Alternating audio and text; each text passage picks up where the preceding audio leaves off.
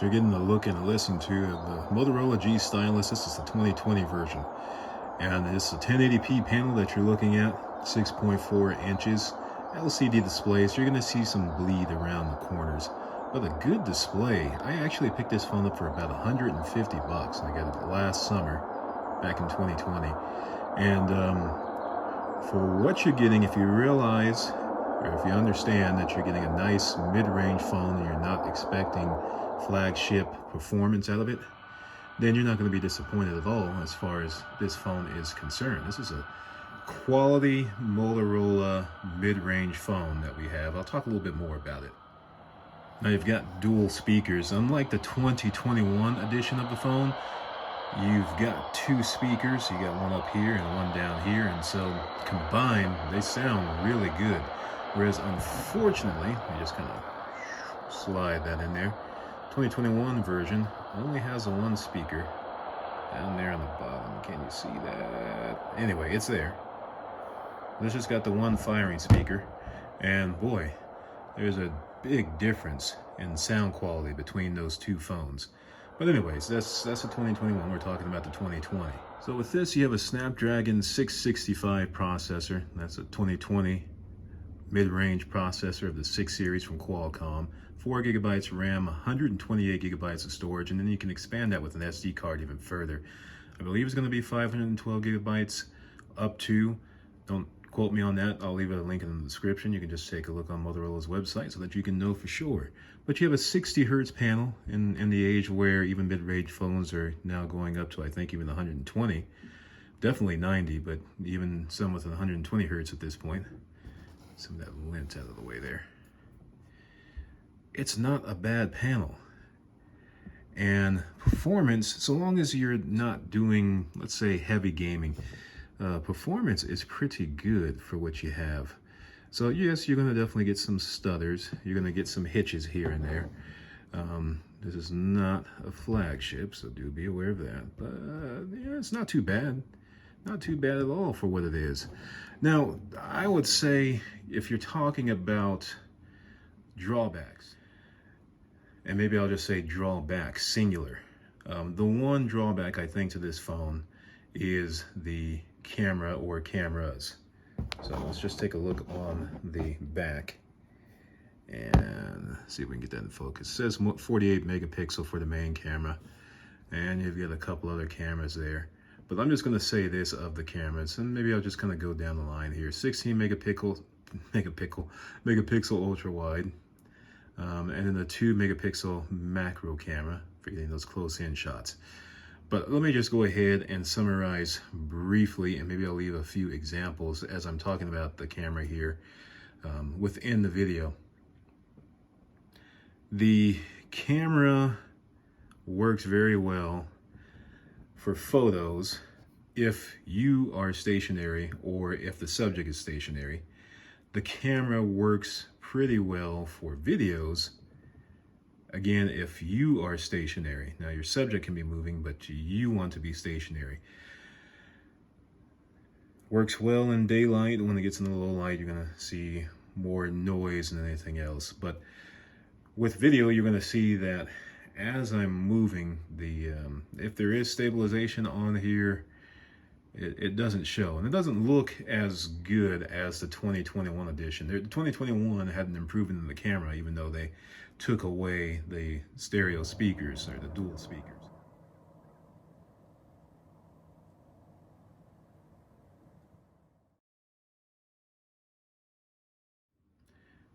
You have a better performing camera in a 2021 edition. So if you're thinking about a mid-range Motorola and you want a stylus and you value your pictures, but you don't want to pay a whole lot of money, I would then consider this bad boy here versus this one. But if you're just taking a few shots in the daytime here and there, you're not concerned about nighttime shots. Yeah, you're not trying to be on the run and doing sort of action photos, even though they have what they call an action camera. Still, I don't think that the performance of the camera is the reason why you want to purchase this phone. That's my personal opinion based on, again, some of the shots that hopefully I'm showing you somewhere in this video so that you can maybe get an idea of what I'm talking about. But you, again, you set that aside, and you're talking about a day-to-day performer, which has good battery life. You're looking at a 4,000 milliamp hour battery that you're easily going to get through a day with. When it comes to charging, 10-watt charging, it takes a long time to charge this phone up. So don't think in terms of fast charging at all. Of course, there's no wireless charging. It's a budget phone. I know that as time goes on, budget phones are probably going to have wireless charging as an option. But for this 2020 model, no wireless charging. But even then, you probably wouldn't want it because it's going to be so much slower. It probably takes a little over 2 hours, maybe even longer, if you're going from 0 up to 100%. And if you're talking from like 50%, you want to top the phone off. It's going to take over an hour easily. So not the fastest charging phone, but maybe you're not expecting that for the price point in which you can get this phone, or whatever you can find it at. Of course, you've got the neat Motorola features available. Let me look at the app and then you can see if I've got this available. Let's go to, oops. There we go. Look at that. So you got the flashlight when you chop, and don't run into anything as you're trying to do the chop. So you've got that, and then you've got, see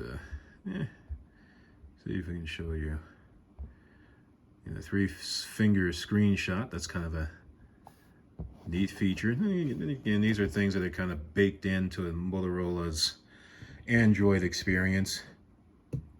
And one of the better Android experiences I think you will find on Motorola's phones, because they have near stock Android with a little bit of Motorola laid in there, but you're getting a pretty smooth experience, almost like stock Android.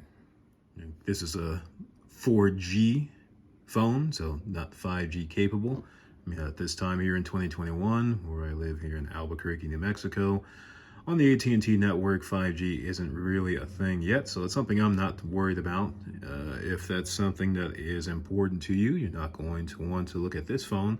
And actually, you're not going to want to look at this phone either, because this is also an LTE or 4G phone.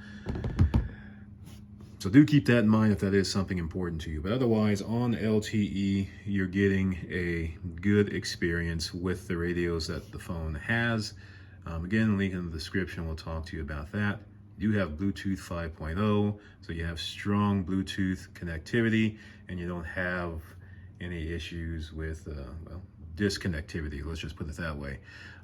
Call quality, don't really talk about that much in my reviews anyhow, but call quality is great. You know, everything is going to like HD call quality anyway over LTE, so calls sound crisp and clear.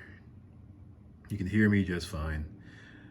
That is, you can you can hear me in this video just fine, I hope. But people who are listening to me, they don't complain about any issues. You know, of course, if I'm not in a good signal area, then yeah, there's going to be problems. Otherwise, crystal clear as far as call quality is concerned. For anybody that's curious about that. And let's see what else is something. We'll take another listen to the speakers.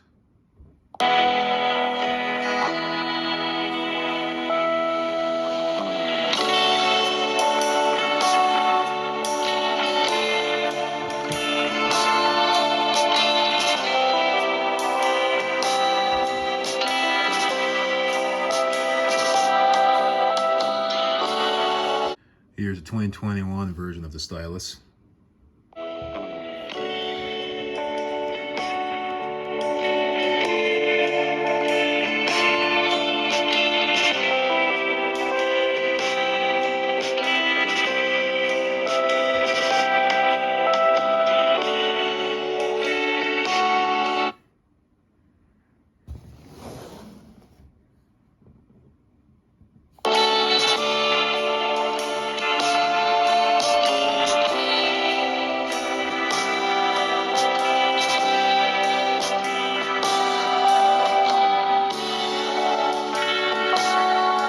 So a richer, fuller sound out of the 2020 edition. Now, of course, there is a stylus. It's down here on the right side, and you don't press and click, but you got to catch the corner here, pull it out. It's got its basic functionality. And now, no, it's not note quality. But let's see, Moto G. A little bit of latency there, but if you need to jot down a quick note or so, you have that capability. And then you can see the stylus, nothing fancy about it at all. It's the stylus. It only goes in one way. So if you try to go back in that way there, as far as you're gonna go, please don't try to force that in there, or you're gonna set yourself up for a pretty bad experience. That snaps back into place, and there you go. No need for me to save that, so let's discard it. Go back to the home screen. Now this phone, just so you know, it is pretty weighty. It's almost 200 grams, and so it's got a nice solid feel to it for a budget phone. I mean, heavier than some of those premium flagship phones out there. So feels good in the hand. Plastic back, as you can see, fingerprints pop up on it very well, but you can expect that with pretty much any phone today, unless it's got a matte finish. Of course, you can always just wipe that off. Talked about the fingerprint sensor already. Back there. And sometimes it works just great. There we go. Sometimes it doesn't. But you've got all in all, for what may be about the price now that I paid for it last year, it might be about $150. If so, this may not be a bad deal for you. I mean, if you're a gamer and you do some hardcore gaming, maybe this phone isn't for you unless you're prepared to watch a bunch of stutters as you're trying to play your game, but I don't think that's a good experience. But you know, if you're just streaming, if you're watching a lot of YouTube like I do, or even Netflix or Hulu, whatever your streaming video option is, then you're going to get a good quality phone. You're going to get pretty good battery life. I mean, this phone's going to last you through the day pretty well. I mean, you have to push it really hard in order to get this battery to drain quickly. Again, don't expect it to charge up quickly, but if you're already used to an experience that takes a couple of hours to charge up fully, then it's going to be nothing out of the ordinary for you. But that's it, just a relatively brief, it's probably a 10-minute video, and you know, maybe you guys tuned in for about a minute or two, if that. Oh yeah, it's got a headphone jack. Let me mention that as well. So one of the things you don't see on flagships anymore that you can still find on mid-range phones does have a headphone jack, and you're going to get good audio out of that as well. So if you get a good pair of earphones that you've got, it's going to sound pretty good coming out of that headphone jack. And of course, it's USB-C. Pretty much everything is USB-C nowadays, isn't it? You've got a good phone here for 150 bucks. Not bad at all. It's going to get Android 11 too. It's supposed to have come out as of April 22nd, I think, here in the US. I haven't been able to get it just yet. But started out with Android 10. You're going to get Android 11. I don't know if you're going to get too far beyond Android 11, but hey man, maybe not a bad deal. If you've got experience with Motorola, then you can already expect a good overall experience with a fairly decent performing phone, good screen, really good speakers, and a camera that if you're not expecting a whole lot out of it, you're not going to be disappointed with it. But if you're a big camera buff, you're going to pass on this phone, in my opinion. Hey, thank you very much for watching.